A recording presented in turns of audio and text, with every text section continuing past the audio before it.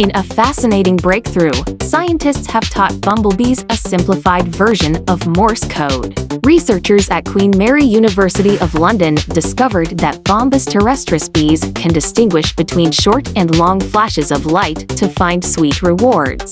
This means bees can actually process time and make decisions based on the duration of visual cues, just like vertebrates. Even when no sugar was offered, the bees still chose the correct flash, proving they remembered the timing rule. With brains the size of poppy seeds, these tiny insects show unexpected intelligence, challenging what we thought about animal cognition.